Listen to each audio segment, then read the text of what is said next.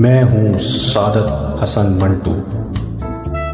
उर्दू अफसाने का वो नाम जिसके बगैर अदब की तारीख अधूरी है, सादत हसन मंटू, जिन्होंने लफ्ज़ों को हकीकत का आईना बना दिया। आज की नशिस्त में हम उनके एक ऐसे ही शाहकार अफसाने जुगत की दुनिया में कदम रखेंगे, जहाँ खामोशी भी बहुत कुछ बोलती है। लड़कों और लड़कियों के माशकों का जिक्र हो रहा था।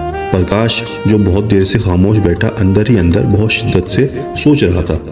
एकदम फट पड़ा, सब बकवास है। 100 में से 99 माशके निहायत ही भोंडे और लच्चड़ और बेहुदा तरीकों से अमल में आते हैं। एक बाकी रह जाता है, इसमें आप अपनी शायरी रख लीजिए या अपनी जहानत और ज़कावत भर दीजिए।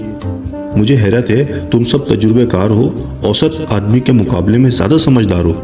जो हकीकत है, तुम्हारी आंखों से ओझल भी नहीं।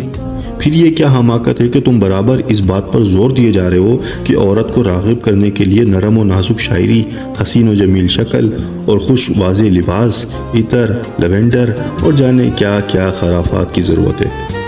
और मेरी समझ से ये चीज़ तो बिल्कुल ही बालतर है कि औरत से इश्क लड़ाने से पहले तमाम पहलू सोच कर एक स्कीम बनाने की क्या ज़रूरत है। चौधरी साहब ने जवाब दिया, हर काम करने से पहले आदमी को सोचना पड़ता है।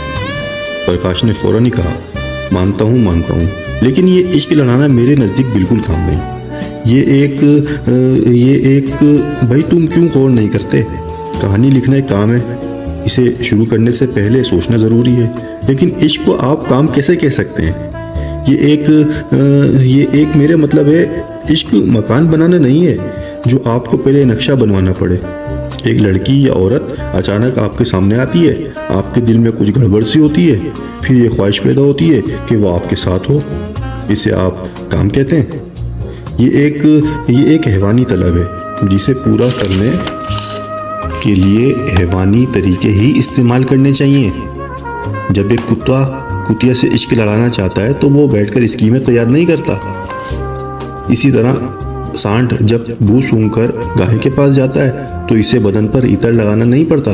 बुनियादी तौर पर हम सब हैवान हैं। इसलिए इश्क और मोहब्बत में जो दुनिया की सबसे पुरानी तलब है, इंसानियत का ज़्यादा दखल नहीं होना चाहिए। मैंने कहा, तो इसका ये मतलब हुआ कि शेर व शायरी, मुसव्वरी, सनम तराशी, ये सब फनून लतीफ़ा महज बेकार हैं? प्रकाश ने सिगरेट सुलगाया और अपना जोशे बकदर कफ़ायत इस्तेमाल करते हुए कहा, महज बेकार नहीं, मैं समझ गया तुम क्या कहना चाहते हो। तुम्हारा मतलब ये था कि फ़नून लतीफ़ा के